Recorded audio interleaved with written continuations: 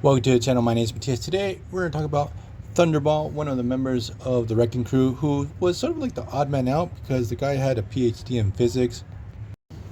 He wasn't a blockhead like the rest of his teammates, and the thing is that a couple of writers tried to take him in interesting directions, but I feel like they have forgotten this aspect of this character. Or not, maybe some contemporary writer has picked up on this and is doing something really interesting. That aside, let's jump into Thunderball's powers and abilities. His intelligence is gifted, his strength is superhuman class 10. I thought it was going to be higher. Speed is normal, stamina enhanced human, durability superhuman. Agility normal, reflexes normal. He's a gifted street fighter. Outside of being a physicist, the character sheet also establishes that he's a tactician.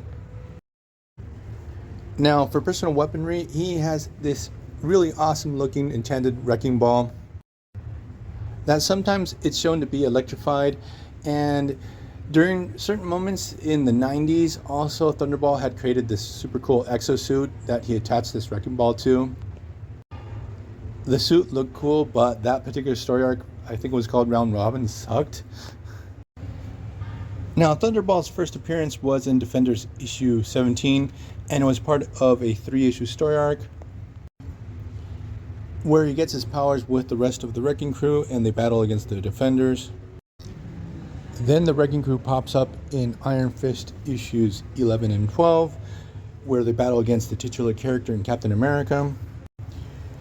They are trying to lure Thor into a trap. Then they next pop up in Thor issue 304. They finally get what they want, and they get their asses handed to them by Odin's son. Then they next pop up in Iron Man issue 171, where they battle against the titular character there. Then the Wrecking Crew are kidnapped by the Beyonder, and they are part of Marvel's Secret Wars, so they show up in issues 1 through 12. Then in Spectacular Spider-Man issues 125 to 126, we have the Wrecking Crew battling against Spider-Man and Spider-Woman. Here we have Thunderball trying to do his own thing, and he's trying to blackmail the federal government.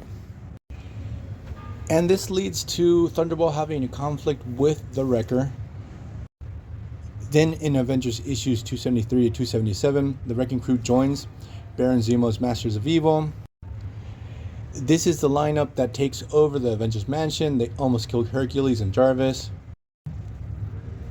Then in Fantastic Four issue 355, the Wrecker wants to take vengeance on Thunderball, and he ends up receiving protection from the Thing. Then in The Vault, the graphic novel, which is a fantastic story, at least I personally love it. It's very 90s, but in a good way. Thunderball actually opposes Venom's leadership in this crazy breakout that he's trying to do. In this story, you got the feeling that Marvel had plans for this character, that they were setting him up, but this never really happened. Then in Fantastic Four issue 335, during the Acts of Vengeance crossover, Thunderball is actually one of the villains assembled by Doctor Doom to attack the FF.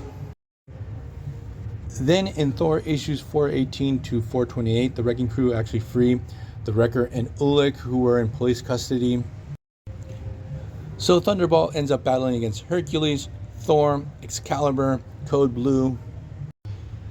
And in Amazing Spider-Man issue 353 to 358, we have the Round Robin story arc that I mentioned earlier that very oddly should have been a Moon Knight story, but for some reason it was told in a Spider-Man series and Spidey was the main character. Moon Knight does appear in the story, but the villain wanted to take vengeance on Moon Knight, not on Spidey. We're going to leave this video here. Hope you guys liked it. See you guys next time. Bye.